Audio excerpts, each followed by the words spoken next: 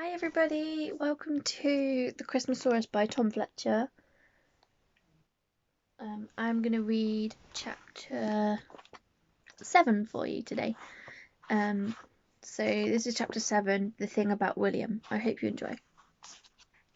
3 Christmases had passed since we first met William, and this 10-year-old version of him wasn't quite the chirpy fella he used to be. But before we get into that, there's something else you should know about him. You see, the thing about William was that William couldn't walk. William has a wheelchair. Did I forget to mention that? Sorry. William had been in a nasty, horrible accident when he was a little boy, and that was the sad day he had lost his mother and gained a wheelchair. It had been awful and difficult, but it was a long time ago. Other than his shiny red, dino-decorated wheelchair, he was just like every other kid. He went to school like every other kid, liked watching TV like every other kid, forgot his homework like every other kid, and occasionally picked his nose and ate it like every other kid. We've all done it. All the other kids at Holly Heath Primary School had got so used to William having a wheelchair that they didn't even notice it anymore.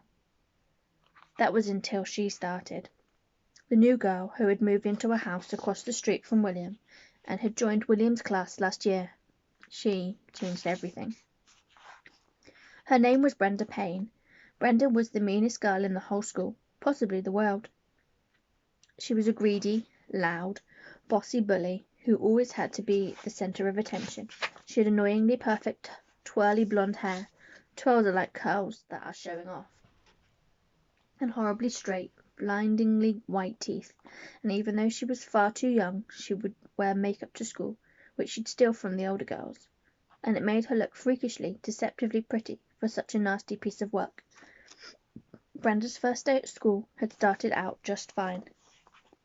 She gave William that awkward, sad look that most people give him when they first see his wheelchair. But William was used to that look.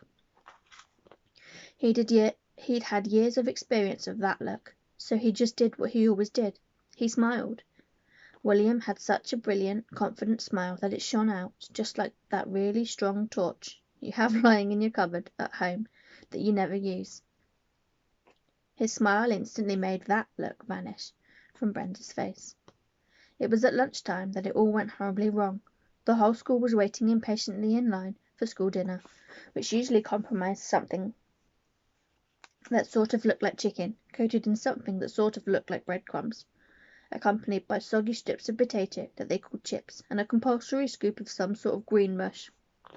The school cafeteria was a large, open space, with a serving station along one wall, and dozens of tables and chairs lined up across the permanently sticky floor. Although lunchtime was monitored by Old Man Wrinkleface, the school caretaker, he could usually be found snoozing in the corner with his feet up on an upturned bucket, his hand clasping a flask of lukewarm tea, and his hearing aid switched off. Lunchtime belonged to the kids.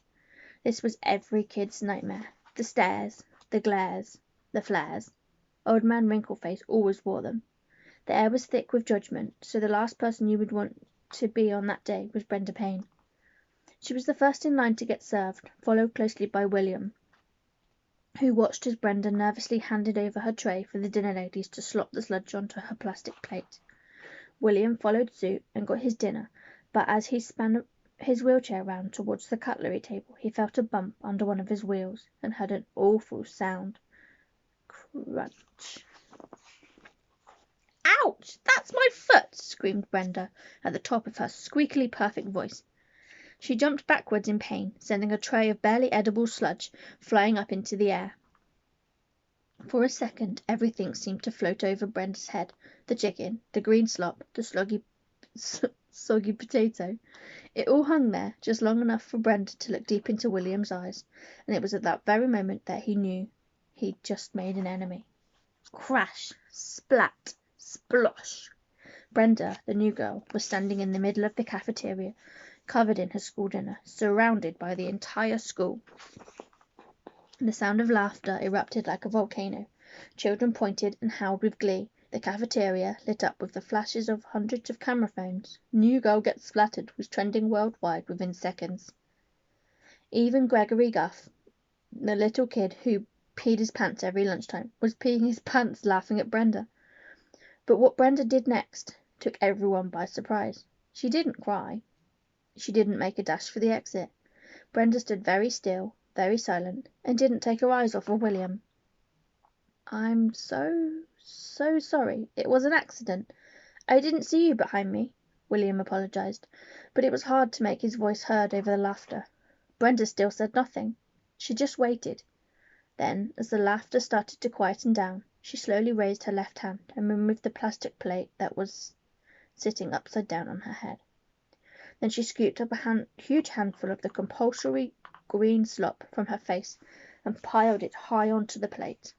She raised her hand in the air like she was conducting an orchestra, and the strangest silence fell over the cafeteria.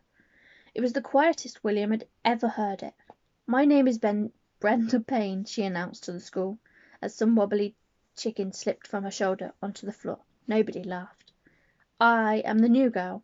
And with those words she pulled back her hand and launched the plate of green slop into William's face at point-blank range. It hit him with such a wallop that it sent his wheelchair whizzing backwards across the cafeteria, through the emergency exit, and out into the car park. He came to a stop in a parking space reserved for teachers. As if that wasn't bad enough, a traffic warden then appeared out of nowhere and gave him a ticket for not parking his wheelchair in a disabled bay. "Anyone have any questions?" Brenda asked the school, but by this point everyone was too scared to even make eye contact with her.